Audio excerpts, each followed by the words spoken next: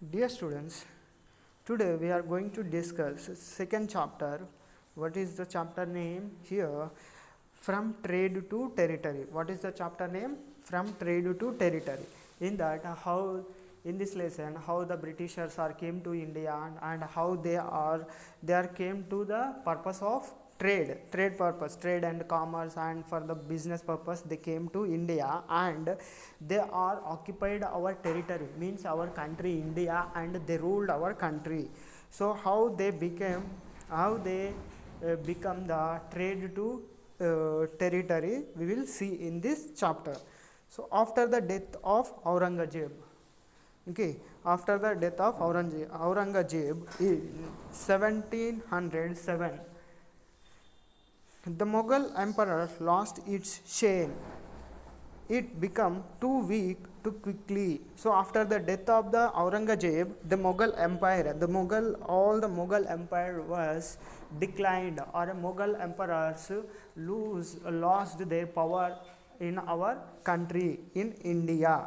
Regional rulers and the governors or subedars appointed by the Mughal emperors became stronger. Who appointed? When the Mughal emperors ruled Indian country, that time the Mughal emperors they appointed regional rulers and governors or subedars. These are when the Mughal dynasty was weakened, when the Mughal dynasty was controlled their power in our country, these subedars, governors, and regional rulers are become the stronger than the Mughal emperor. The rise of the regional powers led to the decentralization of power in India. The Mughal governors in Bengal or Hyderabad or Maharashtra, Jat and Sikh rebels became powerful in their territories. Who are these? If you see here, these regional rulers and subedars and Jat and Sikhs are there. No, these all are powerful after the decline of the Mughal Empire.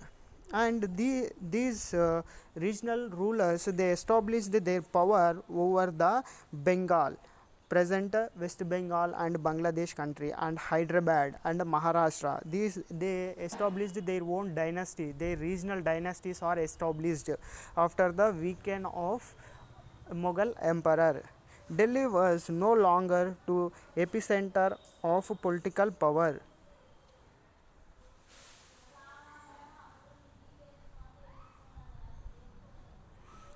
At a time when the Mughal Empire slowly progressed towards the brink of collapse, the British traders came to India. So when the Mughals are weakened, the Britishers they came to India. When they came, Britishers they came to India in 1600. And why they came to India? Britishers are came to India for the purpose of trade and commerce, for their business purpose, to sell their goods and take resources of India. For that purpose, they came to India. East India Company knocks at the door. So East India Company knocks at the door. How the East India Company was established, we will see. The Queen of England, Queen Elizabeth, who is the Queen of England. In England, Queen is there. So who she was a Elizabeth. Queen Elizabeth granted the East India Company a charter. So East India Company first startingly it was a charter company. It was a charter company who agreed this British Queen Elizabeth agreed to establish East India Company in India. This charter enabled the company to be the one and only entity who was permitted to trade with the East. So Queen Elizabeth given permission to this company to do the trade and commerce, trade purpose. This Elizabeth Queen give the permission to the East India Company to establish in India. The company could start finding a market to trade in the East without the fear of any competition. This would enable the company to buy cheap products or raw materials and sell them at high prices. So what the company was doing at the time, the company was started to finding where to establish the market and how to do the do this sell the products and how to get Indian market, how to sell in a Indian market, like that the company was thinking.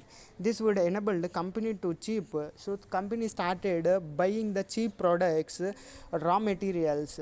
So in India, the very cheap cost, very low cost, uh, they buy the goods or products or raw materials, and they sell them at high prices. So they buy it very low cost and very less cost, and they sell the very high cost or high prices. However, there were other European nations which were eyeing the same eastern lands to trade with. Very often, the other European traders clashed with their British carpenters counterparts. This sank each other's ships. The Portuguese, the Dutch, the French all became interested to buying the high quality cotton and silk made in India. So here, however, the other European countries also, when the Britishers are established their East India Company in India, the other European countries like Portuguese, Dutch, French, and Spain, and all other European countries also interested to establish their markets and establish their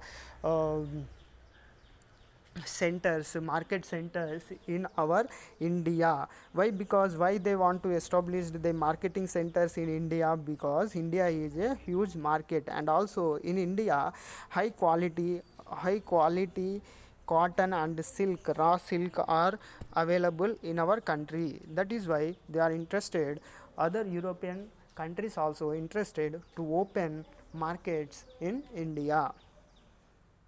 This competition eventually brought down the selling price of products in Europe. So the animosity between these groups become fierce. The traders had to carry guns while trading. They had to fortify their trading settlements. This work of fortification led to clashes between the traders and local rulers, and this is how trading merged with politics. They had to manipulate diplomatically, subdue, and even fight with local rulers. So all European countries, okay, most of the French, Dutch, and British, Portuguese, all these European countries, and most of the European countries want to establish their markets in India. So what happened? If they want to establish markets in India, already local rulers are there. Rulers are ruling our country. So they want to take permission from the local rulers, and they have to establish their markets. European countries have to establish. They have to take the permission from the local rulers to establish their markets in our country. So this what happened, this had led to the fighting, and this had led to the competition between the European countries, and they started fighting each other. These European countries only fought each other to establish markets in our country. East India Company in Bengal. In the 1651, the Britishers set up their first East English factory in Bengal, Hooghly. So when the East India Company was established, and East India Company was firstly set up, firstly established their first company in 1651 in Bengal, Hooghly place, in Bengal, Hooghly. Don't confuse this factory with the factories that you see today. This so called factory served as the warehouse. The materials from India were stored in India to be exported to Britain in an original way. The company started fortifying these settlements. So why they when this company, this Hooghly company, the Britishers established, no, this company was a fortified company. This company was started. This company was, what is the duties of this company? This company is like a warehouse, and they have used like a warehouse, and they have to dump all the materials which are came from the British, and which they took all the materials, our cotton and silk, all these materials to dump to Britain for the factories. This factory was used like a warehouse, and they dump all the materials, or this factory used as a storehouse of the Britishers to import and export of their products.